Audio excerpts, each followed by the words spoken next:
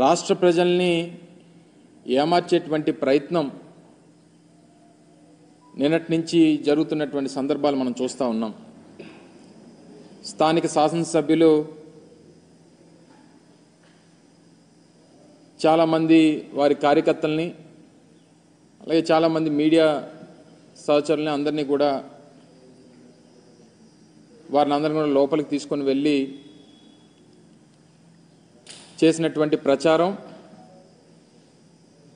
తర్వాత జరిగినటువంటి దుష్ప్రచారం, ఇవన్నీ కూడా ఒక్కసారి ప్రజల్ని ఆలోచన చేయమని చెప్పి కోరుతా ఉన్నాం. ఋషికొండ మీద గడిచినటువంటి 3-4 సంవత్సరాలుగా ఏ రకంగా దుష్ప్రచారం చేస్తూ ఉన్నారో, దాని మీద ఎన్ని రకాలుగా అడ్డంకులు సృష్టించాలనేటువంటి కార్యక్రమాలు చేశారు అనేటువంటిది మనం అనేక సందర్భాలు చూసాం. అనేక కోర్టులకు వెళ్ళారు, అనేక పర్యావరణానికి సంబంధించినటువంటి కేసులు వేశారు. వీటినన్నిటినీ కూడా అధిగమించి ప్రభుత్వం చేపట్టేటువంటి కార్యక్రమాలని, ప్రభుత్వం చేపట్టేటువంటి నిర్మాణాలని పూర్తి చేసేటువంటి కార్యక్రమం చేసి దాదాపు 4-5 నెలల క్రితం వాటిని ముహూర్తానికి సంబంధించి మంచి రోజు అని చెప్పి వాటిని ప్రారంభించేటువంటి కార్యక్రమాన్ని కూడా ఆ రోజు మేము చేయడం జరిగింది. అయితే ఇప్పుడు చేస్తున్నటువంటి దుష్ప్రచారం అంతా కూడా అదేవో సొంత భవనాల్లాగా, ఈరోజు ప్రభుత్వం వారు ఉన్నారు, ప్రభుత్వంలో వారు ఉన్నటువంటి సందర్భాలు, ప్రభుత్వం దాన్ని ఏ రకంగా ఉపయోగించుకోవాలనేటువంటిది చూడడం మానేసి రేపు రానటువంటి కాలంలో రాష్ట్రపతితో లేకపోతే గవర్నర్ గారో లేకపోతే ఇతర పెద్దలో వచ్చినప్పుడు దాన్ని ఏ రకంగా ఉపయోగించుకోవాలి అనేటువంటిది చూడడం మానేసి దాన్ని ఇంకా జగన్మోహన్ రెడ్డి గారు ఇల్లులాగే చిత్రీకరించేటువంటి ప్రయత్నం చేయడం అనేటువంటిది సమంజసం కాదు.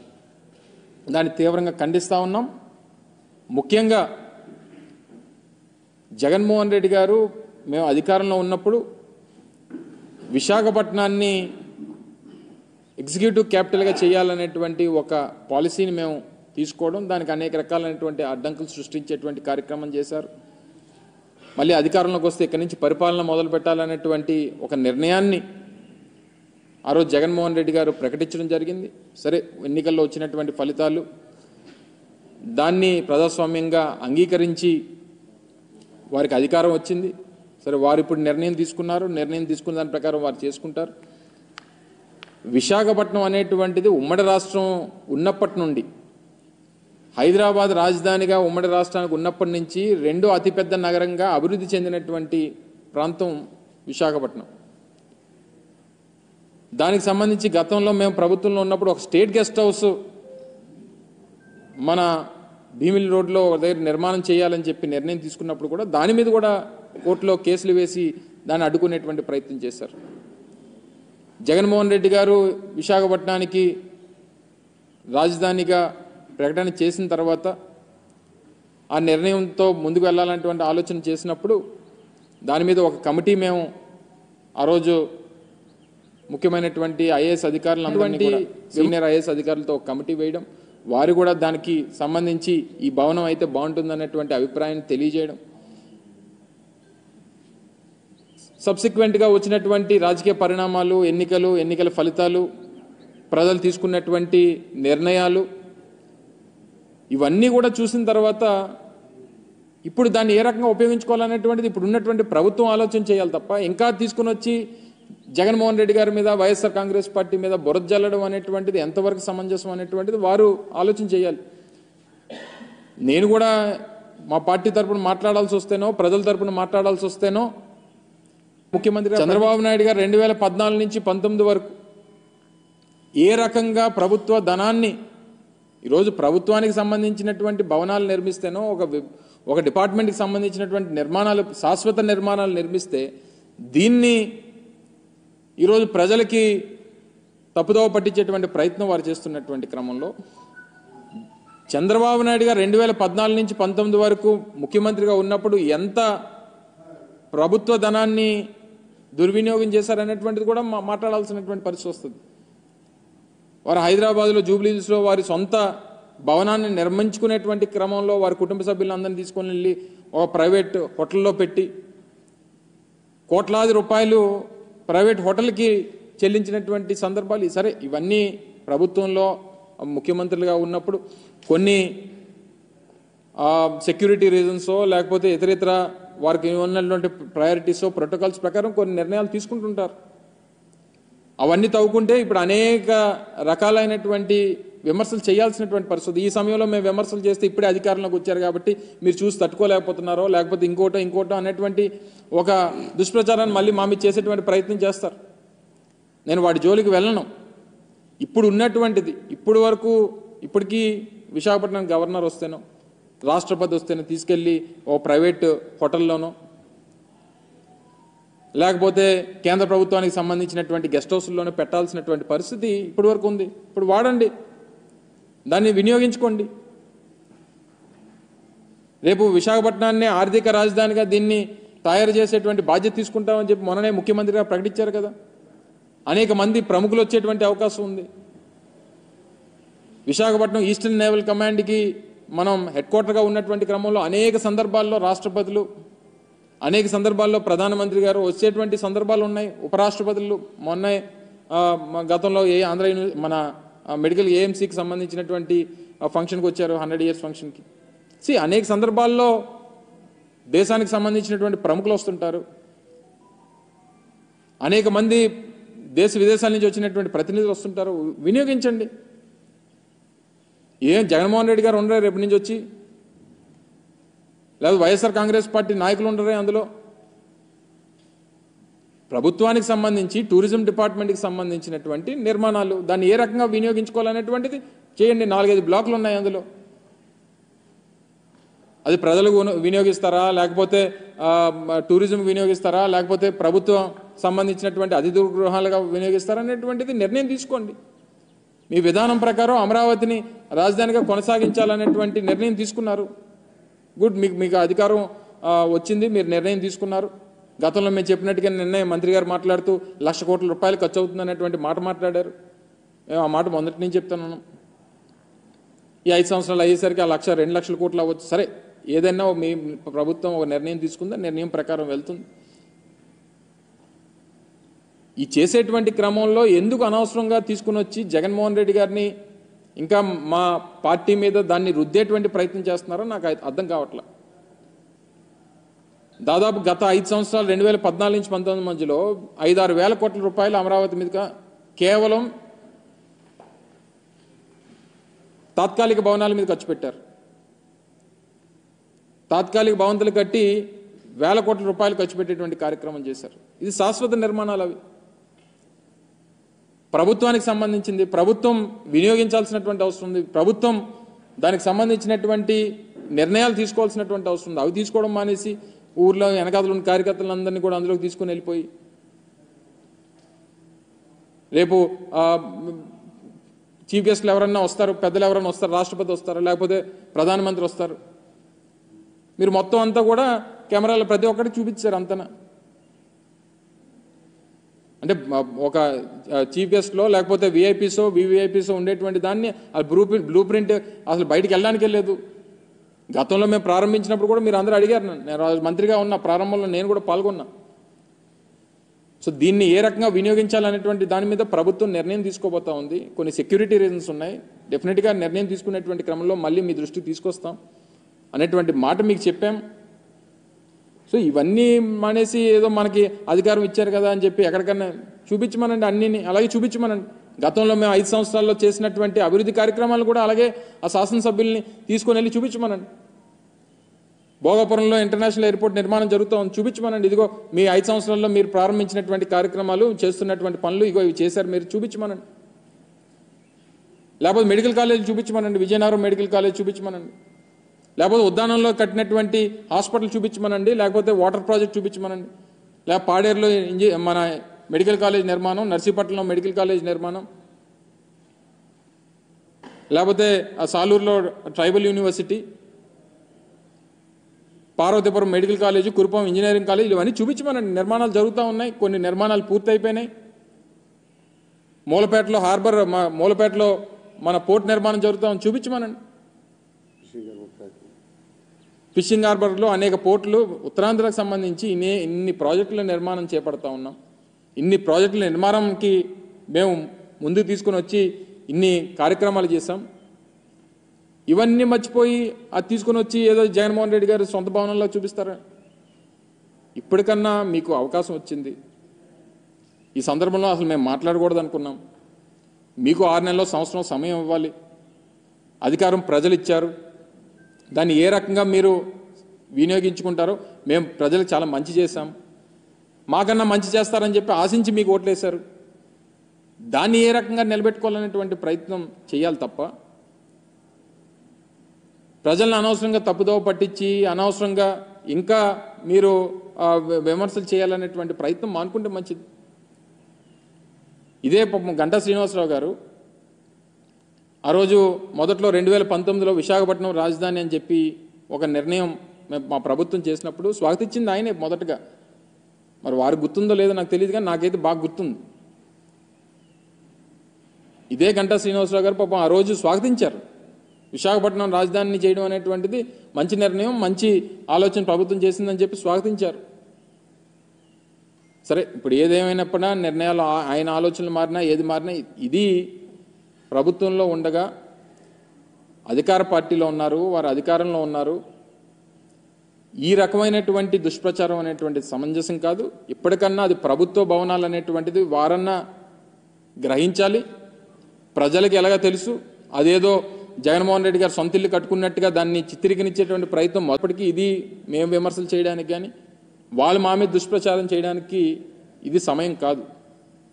మేము కన్స్ట్రక్టివ్గా ప్రజల పక్షాన ప్రభుత్వం చేపట్టేటువంటి కార్యక్రమాల్లో ఏదైనా లోటుపాట్లు ఉంటే వాటిని కన్స్ట్రక్టివ్గా క్రిటిసైజ్ చేయాలనేటువంటిది మా తాపత్రయం. ఆ ప్రకారం మేము వెళ్తాం తప్ప ఇటువంటివి చేసి మళ్ళీ అనవసరంగా లేనిపోయినటువంటివి ఇప్పటి నుంచి ఈ రకమైనటువంటి దానికి ఒక ప్లాట్ఫామ్ వేయొద్దు అనేటువంటిది వారిని కోరుతా ఉన్నా. ఇప్పటికన్నా ప్రజల్ని మరొకసారి దీని మీద గ్రహించాల్సిందిగా, వాస్తవాలు తెలుసుకోవాల్సిందిగా, లేనిపోయినటువంటి సృష్టించి ప్రజల్ని మభ్యపెట్టేటువంటి కార్యక్రమం, ఏమార్చేటువంటి కార్యక్రమం దయచేసి చేయొద్దని చెప్పి మరొకసారి అధికార పార్టీకి చెందినటువంటి నాయకత్వాన్ని అందరినీ కూడా కోరుతా ఉన్నాం.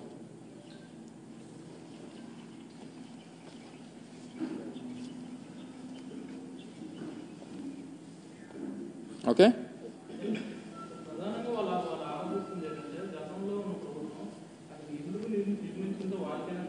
ఎందుకు నిర్మించింది టూరిజం ప్రాజెక్ట్ అని చెప్పి చెప్పాం కదా, మొదటి నుంచి చెప్తున్నాం కదా, మొదటి నుంచి చెప్తాం.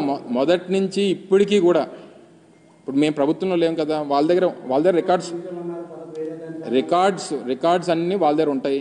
ఇప్పుడు ప్రభుత్వంలో విమర్శించింది వాళ్ళు. ఏమంటారు? ఎవరు చెప్పబెట్టుకున్నా ఉంది, అందుకు చెప్పి మేము అన్ని రిలీజ్ చేసాం కదా.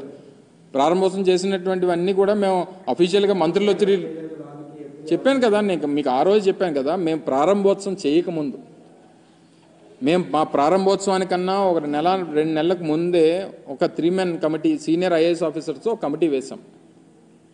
సీనియర్ ఐఏఎస్ ఆఫీసర్స్తో కమిటీ వేసినప్పుడు వారు విశాఖపట్నం అంతా కూడా వారు పర్యటించి ముఖ్యమంత్రి గారికి ఒక ఆలోచన, విశాఖపట్నం నుంచి వారి పరిపాలన చేయాలనేటువంటి ఆలోచన చేస్తూ ఉన్నారు.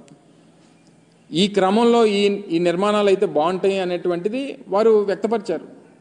సో సీఎం గారు రేపు ఫ్యూచర్లో అక్కడ ఉండాలనేటువంటి నిర్ణయం, ఒక కమిటీ నిర్ణయం తీసుకున్న తర్వాత దాన్ని ఏ రకంగా చేయాలనేటువంటిది ప్రభుత్వం తీసుకున్నటువంటి దాంట్లో కొన్ని సెక్యూరిటీ రీజన్స్ వల్ల ఎలా చేయట్లేదు అనేటువంటి మాట ఆ రోజు నేను మంత్రిగా చెప్పాను. సరే, ఇప్పుడు వారు అధికారంలోకి వచ్చారు. వారు అధికారంలోకి వచ్చిన తర్వాత వారు నిర్ణయం గతంలో ఏదైతే అమరావతి అని చెప్పి మొదటి నుంచి పట్టుకున్నారో దాని ప్రకారం వెళ్తా ఉన్నారు. Well and good. ఇప్పుడు అది మొదటి నుంచి టూరిజం డిపార్ట్మెంట్ పేరిట ఉన్నటువంటి ప్రాజెక్టు. నాకు తెలిసి 86లోనే 87లోనే ఎన్టీ రామారావు గారు మొదట అక్కడ టూరిజం ప్రాజెక్ట్ నిర్మించేటువంటి కార్యక్రమం. అప్పుడు కూడా కొండల కొట్టే కదా కట్టాడు ఆయన.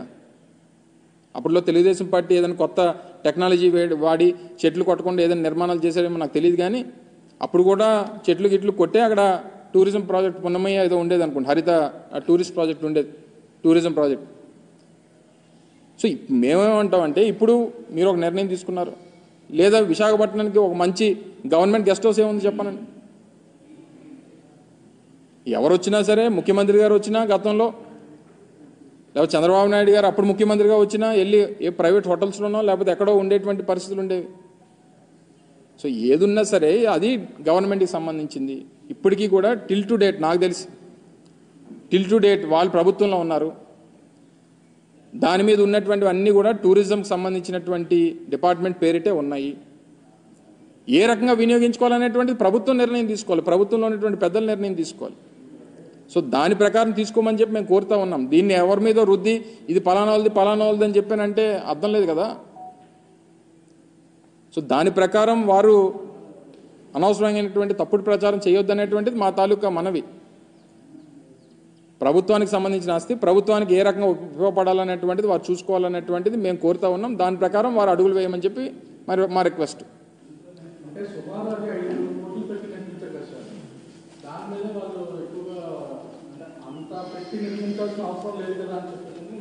ఇప్పుడు ప్రాజెక్టులకి ఎంతెంత ఖర్చు అవుతాయమ్మా? ఒక ప్రాజెక్టుకి ఒక రకమైనటువంటి ఎక్స్పెండిచర్ ఉంటుంది. ఇప్పుడు తీసుకొని వెళ్ళి ఏదో చూపించారు, అన్నీ చూపించి వాళ్ళే రేట్లు ఫిక్స్ చేసేస్తున్నారు.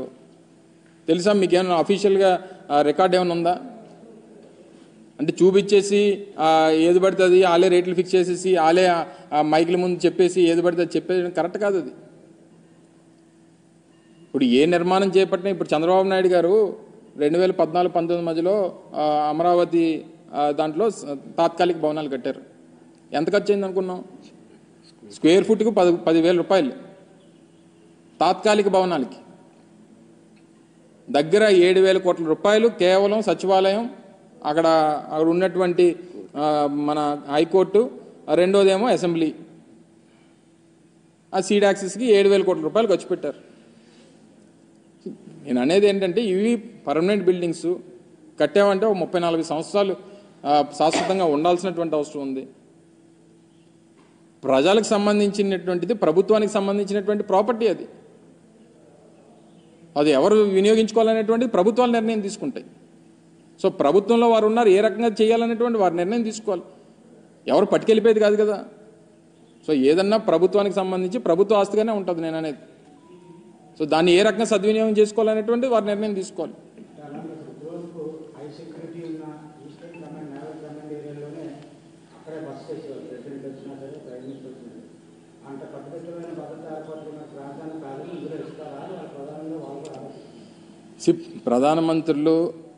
ప్రధానమంత్రి గారు కానీ రాష్ట్రపతి గారు కానీ ఎక్కడున్నా వారి ప్రోగ్రామ్స్కి వచ్చినప్పుడు వాళ్ళ ఆధీనంలో ఉంటారు. జనరల్గా త్రివిధ దళాలకి అధిపతిగా రాష్ట్రపతి ఉంటారు కాబట్టి సహజంగా ఈస్టర్న్ నేవల్ కమాండ్ ప్రోగ్రామ్స్ ఎక్కువగా వచ్చేది మన దగ్గర. రాష్ట్రపతి దేనికి వస్తుంటారు? నేవల్ సంబంధించినటువంటి యాక్టివిటీస్లో మేజర్గా మనకి పార్టిసిపేట్ చేస్తుంటారు. సో ఎవరు వచ్చినా దేనికి వినియోగించుకోవాలి? గవర్నర్ గారు వస్తారు, గవర్నర్ గారికి వినియోగించుకోమనండి. సో ఎవరు వచ్చినా అది ప్రభుత్వానికే కదా అని అంటున్నాను నేను. వాళ్ళు చిత్రీకరించింది ఏంటంటే, నిన్న వారంతా కూడా చిత్రీకరించింది ఇది జగన్మోహన్ రెడ్డి గారి బిల్డింగు. జగన్మోహన్ రెడ్డి గారి బిల్డింగ్ ఒకవేళ మళ్ళీ ముఖ్యమంత్రి గారు ఏంటంటే బహుశా ఆయన అక్కడి నుంచి పరిపాలన చేసేవారేమో. ఇప్పుడు వారు కదా, ఇప్పుడు చంద్రబాబు నాయుడు గారు కదా ముఖ్యమంత్రి.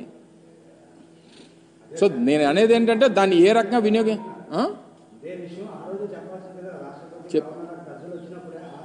ఆ రోజు మా ప్రభుత్వ విధానం విశాఖపట్నం నుంచి పరిపాలన చేయాలనేటువంటిది మా ప్రభుత్వ విధానం. మొన్న ముఖ్యమంత్రిగా జగన్మోహన్ రెడ్డి గారు ఎన్నికై ఉంటే విశాఖపట్నం నుంచి ప్రమాణ స్వీకారం చేస్తామని చెప్పాం. సో మా పాలసీ మాకుంది, మా విధానం. సరే, ప్రజలు ఒక నిర్ణయం తీసుకున్నారు, తెలుగుదేశం పార్టీకి అధికారాన్ని ఇచ్చారు. ఇప్పుడు దాన్ని ఏ రకంగా వినియోగించుకోవాలనేటువంటి దాని మీద మా సలహా. ఇప్పుడు చంద్రబాబు నాయుడు గారు మా కోరిక అయితే విశాఖపట్నం నుంచే విశాఖపట్నాన్ని రాజధాని చేయాలని. కానీ వారి నిర్ణయం, వారి విధానం, వారికి అమరావతి. సో ఏదేమైనప్పటికీ వారి నిర్ణయంలో మార్పు ఉంది కాబట్టి, లేదా వారి విధానంలో వారికి ఒక వేరే విధానం ఉంది కాబట్టి, మార్పు అనే దానికన్నా వారికి ఒక విధానం వేరే ఉంది కాబట్టి, సో ఇప్పుడు దాన్ని మా తాలూకు సజెషన్ అది. దాన్ని ఏ రకంగా వినియోగించుకోవాలనేటువంటిది వారిష్టం. ఒకవేళ మేమే అధికారంలోకి వచ్చింటే మా గతంలో మా అధికారులు చెప్పినట్టుగా, వారు సూచించినట్టుగా ముఖ్యమంత్రి గారు అక్కడి నుంచి పరిపాలన చేసేవారు. మా విధానం అది. సో ప్రజాస్వామ్యం, దీనికి ఒక నిర్ణయం వచ్చింది, ప్రజల నుంచి ఒక తీర్పు వచ్చింది, తీర్పు ప్రకారం వారు అధికారంలోకి వచ్చారు, వారి విధానాలు ఒకటి ఉన్నాయి, వారి విధానాల ప్రకారం చేస్తారు. మా తాలూకు సజెషన్ అది. దాన్ని ఏ రకంగా వినియోగించుకోవాలనుకున్నా అది ప్రభుత్వ ఇష్టం, మా ఇష్టం కాదనేటువంటిది ప్రజలకు తెలుసు. అది మా ఇష్టం అన్నట్టుగా, మా కోసం కట్టుకున్నాం అన్నట్టుగా దాన్ని చిత్రీకరించడం కరెక్ట్ కాదనేటువంటిది మా అభిప్రాయం. దాన్ని మేము క్లారిటీ ఇస్తున్నాం తప్ప ఇంకే దానికి సంబంధించి ఏ నిర్ణయం తీసుకోవాలన్నా ఇప్పుడు ఉన్నటువంటి ప్రభుత్వం తీసుకోవాలనేటువంటిది మా తాలూకా అభిప్రాయం.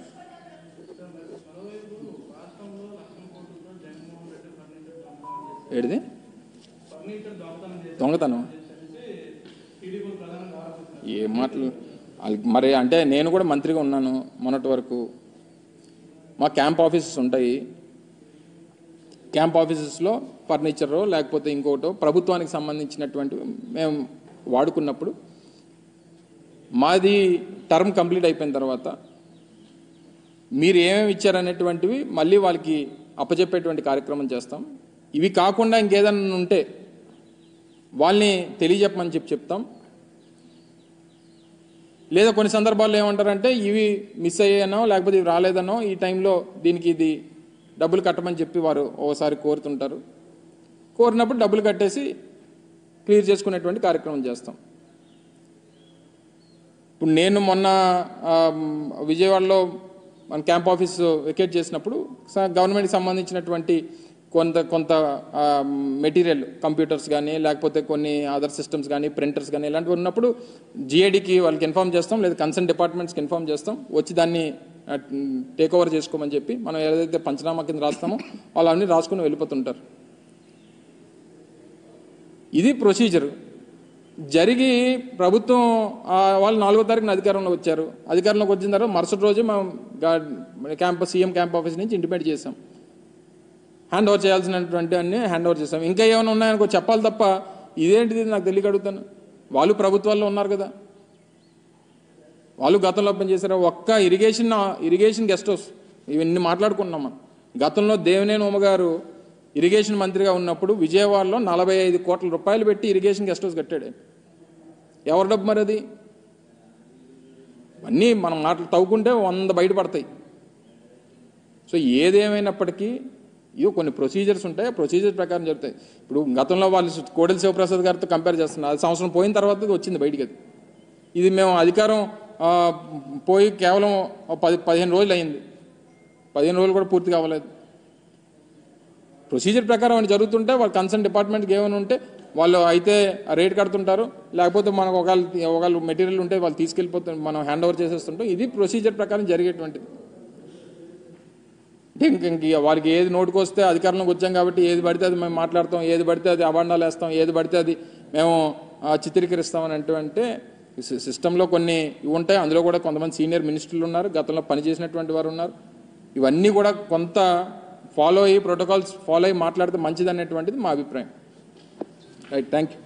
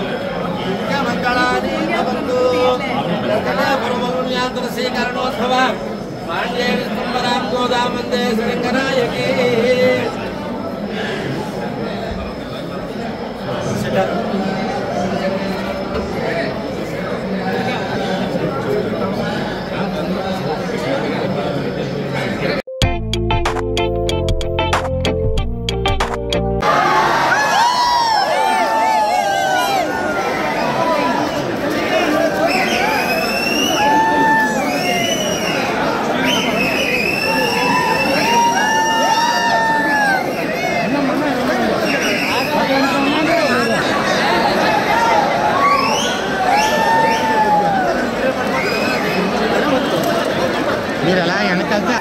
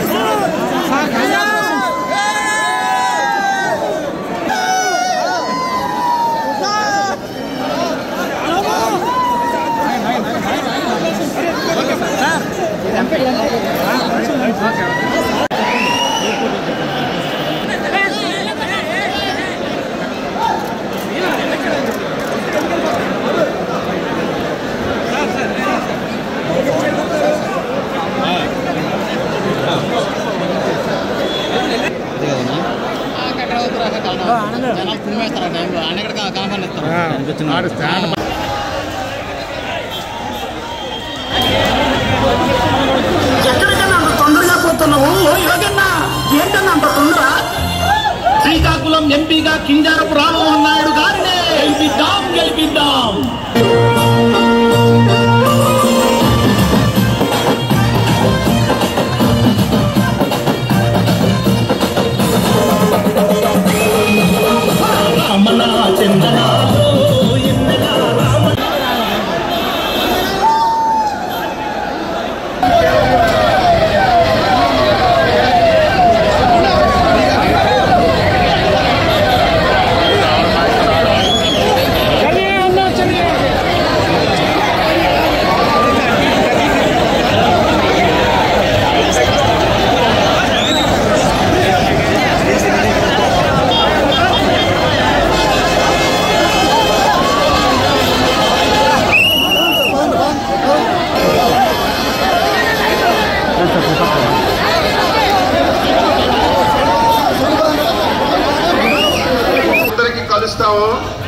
దయవంచి అందరూ సహకరించి కార్లు కూడా మీరు స్పీడ్ గా వచ్చి ఇబ్బంది పడకుండా స్లోగా రండి. మధ్యాహ్నం 1 గంట ఆగి అందరికీ కలుస్తాం.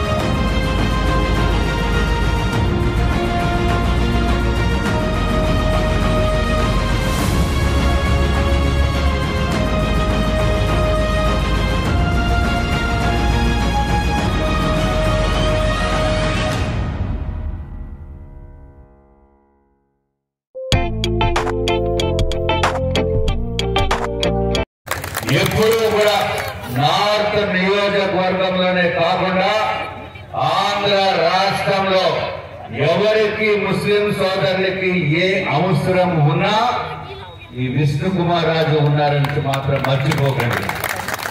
తప్పనిసరిగా కులాలకి మతాలకి అతీతంగా ముఖ్యంగా ముస్లిం సోదరులకి ముస్లిం పెద్దలకి నేను చేయవలసిన సహాయ సహకారాలు తప్పనిసరిగా చేస్తాను. నేను పైకి ఒక మాట చెప్పి లోపల ఒక మాట మాట్లాడే వ్యక్తిని కాదు. ఉన్నది ఉన్నట్టు మాట్లాడే నిజాయితీ నాలో ఉంది. తప్పనిసరిగా మీకు ఈ సమస్య ఉంది. మళ్ళీ నేను ఈ సమస్యని పరిష్కారం చేయటం గురించి మీ పెద్దల సహకారంతో నేను చేస్తానని చెప్పి మరి ఒక్కసారి మీకు అందరికీ తెలియజేసుకుంటూ, ఎప్పుడు మీ వ్యక్తిగతమైన అవసరం కానీ మీ కాలనీలో సమస్య కానీ మీకు ఇంకా ఏదైనా కమ్యూనిటీ పరంగా సమస్య కానీ మీకు ఒక ముస్లిం ఎమ్మెల్యే ఉన్నారని మాత్రం మర్చిపోకండి. ఆ ముస్లిం ఎమ్మెల్యే ఎవరండి? నేనే, విష్ణు కుమార్ రాజు. మీ తరపున నిలబడి ఎక్కడైనా పోరాటం చేసే దమ్ము ధైర్యం ఉన్న ముస్లిం ఎమ్మెల్యే విష్ణు కుమార్ రాజు. 2019లో కూడా నేను ఓడిపోతానని తెలిసినప్పటికీ కూడా 270 పోలింగ్ బూత్స్ ఉంటే నాకు అత్యధికంగా ఓట్లు వచ్చినాయి ముస్లిం పోలింగ్ బూత్స్ దగ్గర నుంచి, ముస్లిం ఏరియాలో ఉన్నా. అంటే నాకు అంతకన్నా గర్వకారణం ఇంకేమీ లేదు. 270 పోలింగ్ బూత్స్ లో 5 పోలింగ్ బూత్స్ లో అందరికంటే ఎక్కువ వచ్చింది ముస్లిం పోలింగ్ బూత్స్ నుంచి వచ్చిందంటే ఇంక అంతకంటే నేను ముస్లిం ఎమ్మెల్యే చెప్పుకోకుండా ఉండేదానికి అవకాశం లేదు. మీకు ఎప్పుడు కూడా అందుబాటులో ఉంటూ ఈ పవిత్ర దినాన మళ్ళీ ఆలా భగవంతుడు మీకు పూర్తి ఆయురారోగ్యాలు ఇస్తూ మీ కుటుంబ సభ్యులకి మంచి చేస్తూ మంచి చేయాలని మనస్ఫూర్తిగా కోరుకుంటూ, అట్లాగే తొందరగా కూడా ఈ స్థలాన్ని మీకు ఈద్గాకి కేటాయించాలని చెప్పి మరి ఒక్కసారి నేను ప్రార్థిస్తూ మీకు అందరికీ కూడా నన్ను ఇక్కడ ఆహ్వానించినందుకు మరి ఒక్కసారి ధన్యవాదాలు తెలియజేసుకుంటూ సెలవు తీసుకుంటున్నాను. నమస్కారం. ఈద్ ముబారక్.